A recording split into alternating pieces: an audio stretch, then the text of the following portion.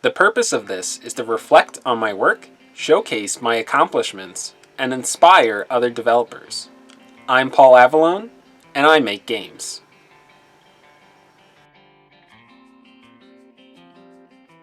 Before I get into what work I did on Please Don't Touch Anything, which we call PDTA for short, I think it'd be best to give a breakdown on the slightly convoluted timeline of this game. On December 5th to 8th, 2014, the 31st Ludum Dare Game Jam was held. People had 72 hours to make a game related to the chosen theme. The theme was entire game on one screen.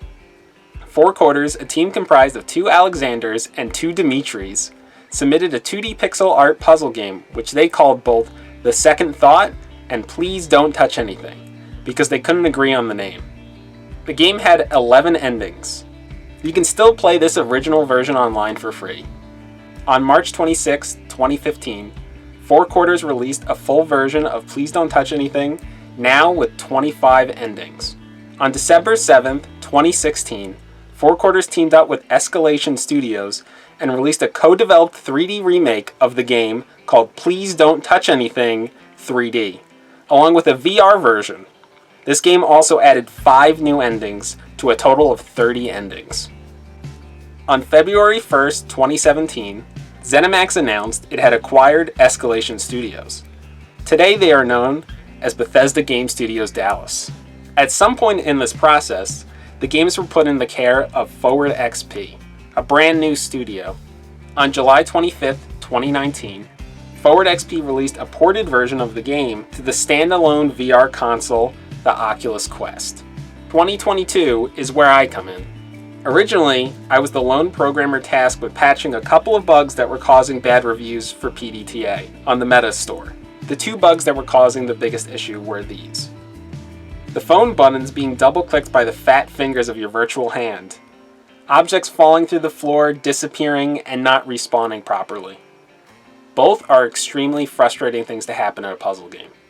I had no access to the original developers. All I had were my programming skills and my ability to ask my coworkers who ported it to Quest about their vague recollections of work they did several years ago. I very quickly ran into a big problem. The game used plugins. A plugin is a software component that adds extra functionality to an existing computer program in order to extend its capabilities without changing its core code. They can be extremely useful and great time savers, but because they're an outside element, it can cause problems.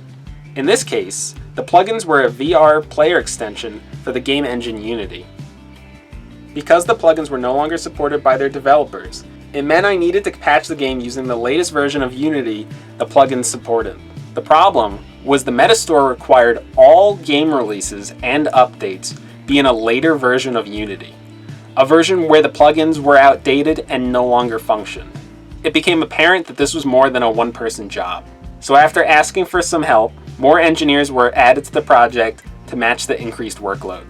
I programmed in the new player teleport movement system after the plugin version that no longer functioned had to be removed. After recreating the old system, I noticed I would get frustrated when I went to teleport, but my position wouldn't move because I was aiming the pointer out of bounds without realizing it. There was no way for the player to know this unless they specifically looked down to check they were pointing inside the box. I decided to add in a new pointer UI that would turn red when you pointed it out of bounds, so the player had a better indicator if they were within bounds. Also, so the player wouldn't have to look down as much. I also added snap turning to the new player movement, where you would flick the thumbstick left or right to rotate 15 degrees, or flick back to do a 180, because originally there was no way to alter which way the virtual room was oriented. I went through every object in the game and reoriented and positioned them so it would look the best it could with different hand poses I selected from. I did this for both the left and right hands. I fixed it so no objects fell through the floor anymore, and that there was consistency on which objects needed to respawn and which objects didn't. There were some objects that weren't grabbable originally that I made grabbable for better immersion. I fixed the phone button's double press bug in the code that was driving everyone crazy, and also scaled up the model so it was actually phone sized, because the phone was scaled way too small originally. There were a lot of miscellaneous bug fixes I did as well. While working on PDTA, I noticed a lot of things that could be improved, with slight tweaks to enhance visuals or make the game more immersive. I also wanted to add some accessibility settings in the menu. We were only tasked with fixing bugs, but I really pushed for adding these improvements as well. I have a philosophy. Why settle for good when it can be great? If it just takes a tiny bit more effort or slight tweaks to make something better, why not just go through with it? Because the start date for a different project was going to be later than originally thought, they approved my request and we were given the go-ahead. We were also given a dedicated QA team to help find even more bugs than the ones we found on our own. They tested to make sure our fixes worked fully and that things didn't break with edge cases. We used a software regularly used in game development called Jira. It helps keep an organized record of tasks. You make tickets to keep track of task priority, who's assigned what task, and what stage of the process the task is in. Now with the freedom to make improvements, I added a player height adjustment and a distance grab toggle. You can now play the game standing or sitting, or adjust the slider to be a more comfortable height if you're shorter or taller than the average height. With the distance grab, you can now pick up and grab objects without having to bend down or reach far and overextend yourself. Accessibility is extremely important to all games, but it's especially noticeable in VR, because it usually requires more body movement than games with a normal controller or keyboard. Here's an actual review someone posted for PDTA on the Meta Store. I had already wanted to add accessibility, but this review made me push even harder. It's comments and reviews like this that show that this stuff really matters. Now, for other improvements we made. Players used to be able to stick their heads into the console, machines, and the walls. I made it so your vision fades to black to discourage snooping and increase immersion. I implemented controller haptics to increase immersion as well. My absolute favorite small, completely unnecessary immersive detail I added was the ability to grab the water cooler handles and pour water, when originally it wasn't interactive at all. Not being able to interact with things that clearly look like they should be interactable in VR is a bummer. I love little overlooked details like this. We added small changes to make puzzles better, like how I put covers to block screw heads on models that confuse players because you couldn't unscrew them like the other screws in the game. We also added glass to the clock, so that it would actually shatter and break instead of just being an audio cue. Now there was a visual element that encouraged players to hit it with the hammer, and that helped lead the players down this puzzle path. We worked to make the game's endings more rewarding.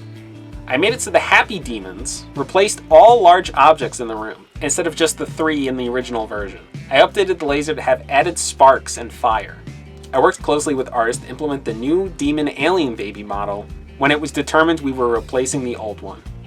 I worked on updating the lighting to change different colors, since the dynamic lighting had to be removed when porting to Quest, because the console can't handle it without drastically hurting the game's frame rate performance. Dynamic lighting is commonly left out of standalone VR games because it's so expensive. It wasn't possible to make the dynamic lighting like the PC VR version, but having the lighting be able to change color made it closer to that version. Others worked to make it better as well, like making it so objects floated in zero gravity during the Space Odyssey ending, and so objects actually reacted and floated in the water during the ocean ending. I updated the credits to include all the new people that had worked on the game. We also got lovely pixel art animations made by a member of the QA team. And just like that, on September 9th, 2022, we released Update 2.2 on the Meta Store, and Please Don't Touch Anything became my first official video game credit. This project was only supposed to go for a few weeks, with just me and a producer. We ended up working on it for several months, with a team made up of other engineers, QA, and briefly some artists. By December 2023, the game had sold more than 400,000 copies on the Quest since its launch on the platform in July 2019. Please Don't Touch Anything continues to regularly be one of the best-selling titles on the Meta Store.